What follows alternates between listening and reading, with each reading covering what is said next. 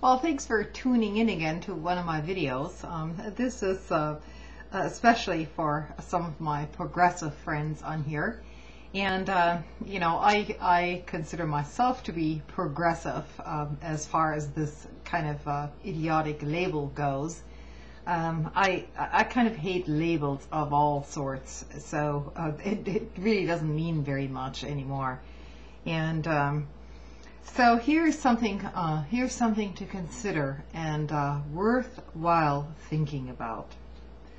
On Thursday, President Obama issued executive orders mandating the closure of Guantanamo Bay prison camp in a year's time, requiring the Central Intelligence Agency and military personnel follow the Army Field Manual prohibitions on torture and closing secret CIA prisons overseas.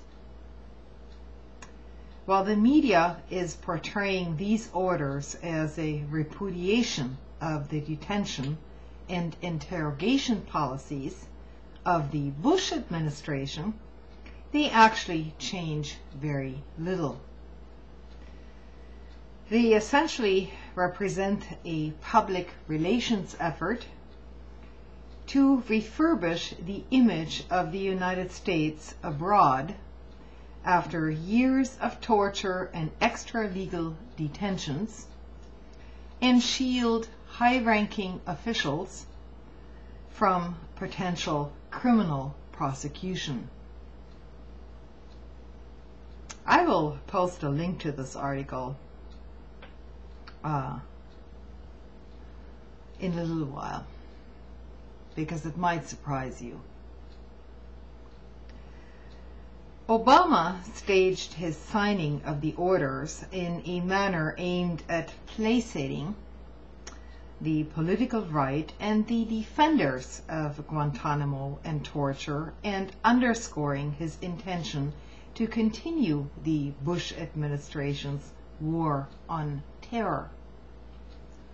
He was flanked by 16 retired generals and admirals who have pushed for the closure of the prison camp in Cuba on the grounds that it impedes the prosecution of the global war, and reiterated in his own remarks his determination to continue the basic political framework of the Bush administration's foreign policy.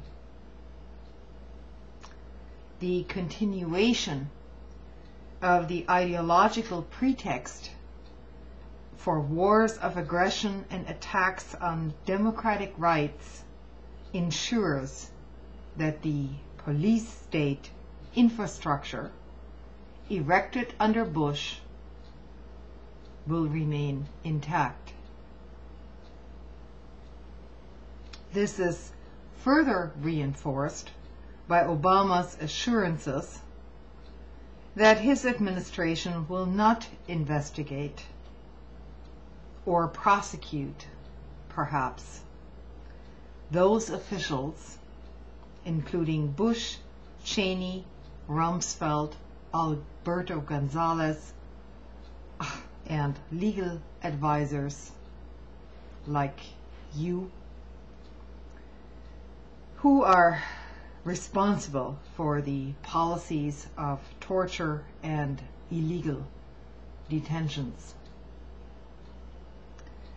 The orders signed by Obama yesterday do not undo the Bush administration's attacks on constitutional and international law. They do not challenge the supposed right of the president to unilaterally imprison any individual without trial and without charges by declaring him to be an enemy combatant. Nor do they end the procedure known as extraordinary rendition, by which the United States during the Bush years and previously to that kidnapped alleged terrorists and shipped them to foreign countries or CIA secret prisons outside the US, where they were subjected to torture. They do not affect hundreds of prisoners, 600 at the Bagram prison camp in Afghanistan alone, incarcerated beyond the barbed wires of Guantanamo. If and when Guantanamo is closed, the US government will simply ship the alleged terrorists caught up in its international dragnet to other American-run prison camps. This is an article by Tom Eley. I will post a link to it. On the question of the so-called harsh interrogation methods, Obama's orders leave room for their continuation. White House counsel Gregory Craig told reporters the administration was prepared to take into account demands from the CIA that such methods will be allowed. Obama announced the creation of a task force that will consider new interrogation methods beyond those sanctioned by the Army Field Manual, which now accepts 19 forms of interrogation as well as the practice of extraordinary rendition. Retired Admiral Dennis Blair, and I will point out a very important video to you by a YouTube user named Feel Free to Argue. His name is Zach, regarding this individual.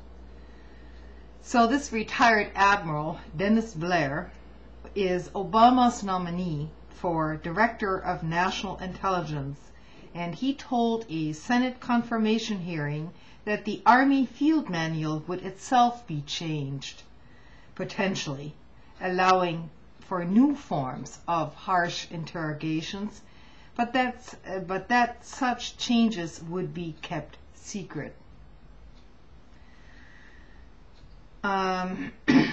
It goes on. The new administration, Obama's administration, has ruled out so far the only constitutional remedy for those who have been held under barbaric conditions without due process for years, either releasing them or giving them a speedy civilian trial in a civilian court with all the accompanying legal protections and guarantees. There has been a great deal of speculation, of course, since Obama has now put a stop to these military trials for the time being. However, if they are going to be moved into civilian courts, this kind of evidence cannot be upheld within civilian courts if the evidence was obtained under torture to begin with. So the measures taken right now by the Obama administration is largely symbolic at this point. Let's see what happens, because I would very much welcome, unlike this article points out, that it should be moved into a civilian court under which it will never stand up. I would also like to point out that I am not a hater of Obama, not at all, but he cannot be pushed in the right direction unless people, ordinary people, speak out and speak up for what he presumably believes in. And